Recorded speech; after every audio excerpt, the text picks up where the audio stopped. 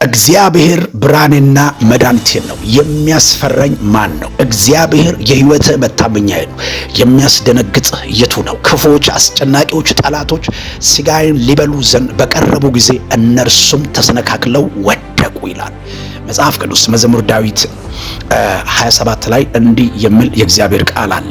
ስለዚህ የትኛው ቦታ ላይ የትኛው ስፍራ ላይ ወጥመድ ቢዘረጋ ጠላት የቆፈረው ጉድጓድ ቢኖር እግዚአብሔር አምላክ ባንተ ላይ ወዳቀደው ቦታ ላይ ይሸኛል። ስለዚህ ዛሬ በሕይወት ላይ አጥብቆ ጠላት ቢዋጋ የእግዚአብሔር ፕሮግራምና አጀንዳ መኖር የምታውቀው በመዋጋት ውስጥ ነው። ውጊያ ከሌለ ድል የለም። ጨለማ ከሌለ ብርሃን የለም።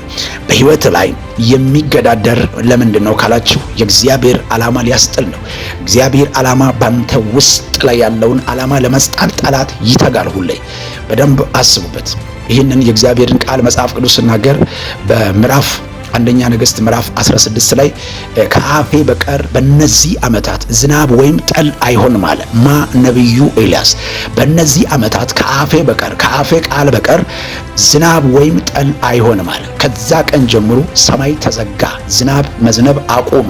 የሚገርም ነገር ኤልያስን ይህን ካደረገ በኋላ እግዚአብሔር ለኤልያስ የቁራ ፋፋት መሸሸጊያ አዘጋጀ።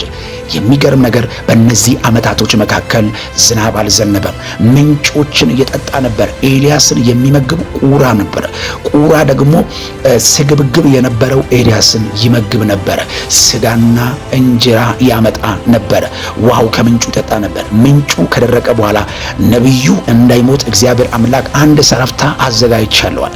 ሕልሜ በሕይወት ላይ ያለው ዓላማ እስከሚፈጽም ድረስ እግዚአብሔር ባንተ ውስጥ ያስቀመጠው ፕሮግራምን እግዚአብሔር ራሱ ይመራል። ወደ መልካም ቦታ፣ ወደ ለመለመ ቦታ፣ ወደ ገበታ ጋር ይመራል። ኤልያስ ወደ ሰረፍታ ጋር እንዲሄድ፣ እዛ እንዲቆይ፣ እዛ እንዲመገብ፣ እዛ ሴትዮዋን እንዲያገለግላት እኔና ልጄ በልተን ልንሞት ነው ስል እግዚአብሔር አምላክ ፕሮግራምን አዘጋጅቶ ሴቲቷን እንዳትሞት ኤልያስም ደግሞ ውሃቶ እንዳይቸገር እግዚአብሔር አምላክ ቦታውን አበጀለት። አንድ መልእክት አለ። በሕይወትና በዘመን ላይ የምታልፍበት መንገድ ሁሉ እግዚአብሔር የማያውቅ እንዳይመስል። እግዚአብሔር ማሉን አይነግርም እንጂ እግዚአብሔር ፈተና አይነግርም፣ ጉድጓዱ አይነግርም። ለእግዚአብሔር ላንተ የሚናገረው ክብር ነው። እግዚአብሔር ላንተ የሚናገረው ፍጻሜ ነው። በአቋራጭ የመጣ አትፍራ። ቀድሞ የነገረውን ተስፋ ቃልን ትንቢቱ ቃልን አስብ። መጽሐፍ ቅዱስ ለኢያሱ እግዚአብሔር እንደዚህ ያለው ይህንን ቃል አስብ፣ አሰላሰል፣ የዛን ጊዜ መንገድ ይቀናል ይከናወንልታል አለ። በኢየሱስ ማሰላሰል ማሰብ ያለባችሁ የሰማችሁ እግዚአብሔር የነገራችሁ በአቋራጭ የመጣው ነገር አታስቡ። እግዚአብሔር አምላክ እንደተናገረው መውረስ ይሆንላችኋል በኢየሱስ። ይህንን መልእክት ለ20 ሰው ሼር አድርጉ። ለቤቱ አዲስ ከሆናችሁ ቤተሰብ ሁኑ በኢየሱስ። የትኛው አዋጅ ተገልብጧል፣ ወጥመዱ ተሰብሯል። መሻገር ለእናንተ ሆነላችኋል። ሻሎም፣ ተባረኩልኝ። ሼር አድርጉልኝ።